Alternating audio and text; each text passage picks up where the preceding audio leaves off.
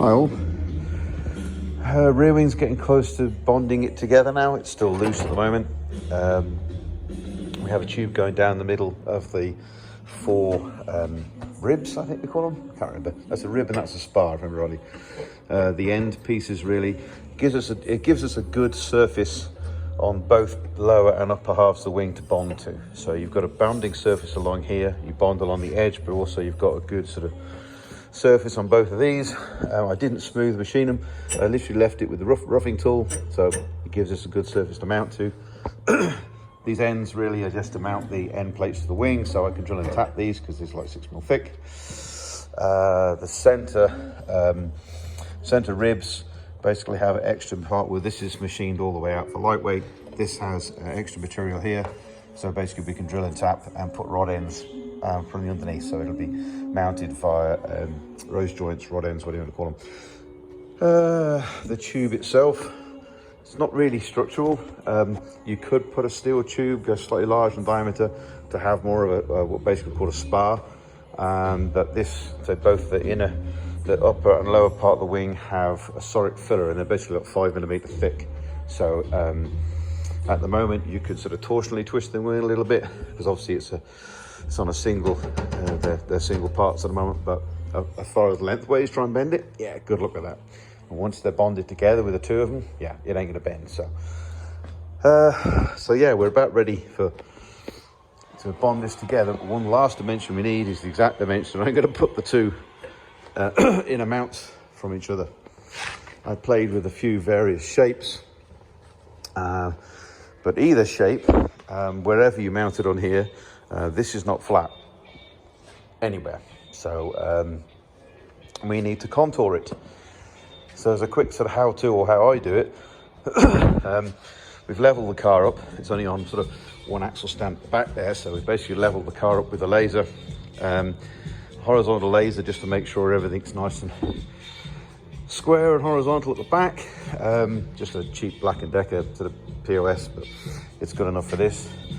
We traced the back out. We put the vertical laser line down the middle of the chassis when we lined it up before I closed the rear deck. Made sure that was made through the center of the gearbox and through the center of the chassis. So we knew the exact center line. Once we put the deck down, we put a middle line, which is here. So then I know so much spaced out from that line on both sides where I want to put the mounts, or where I think I'm going to put the mounts.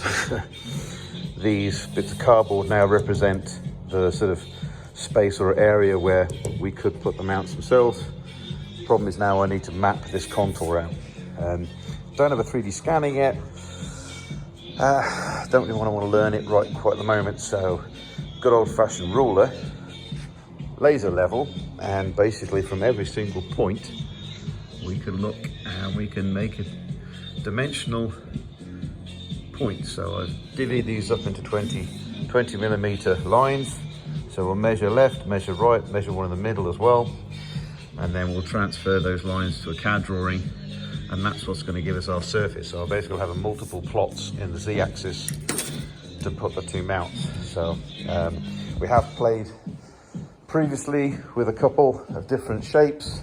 Like everything else, it's sometimes easier to see it in real life. So I grab that and that. Excuse me for walking around the shop. But basically these, the wider mounts I started off with, but so we started off with a square shape, and that was the initial mount point. Now this is mapped out. We did the bottom surface. You can see it's all kind of contoured.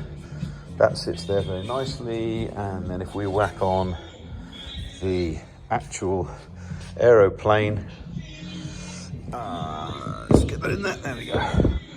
That becomes our wing mount. So we have a streamlined profile here that should take quite a bit of load. So that's our main structure. Then we have a secondary rod that comes up the back to alter the attitude, which obviously at some point I want to try and automate with servos. Right at the moment, I just need to get on and make the damn thing.